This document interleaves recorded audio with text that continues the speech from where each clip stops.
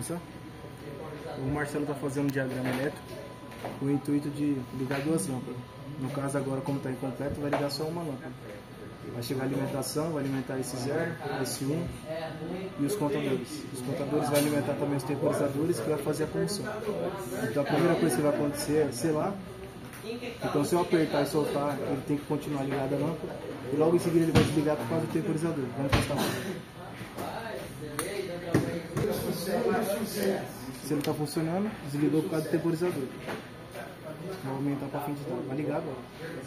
Agora eu vou aumentar o tempo. Vou mostrar para vocês. Desliguei, liguei. Está funcionando o selo, desligou para o temporizador. Tá certo por enquanto. Vai ligar de novo. Assim deu início.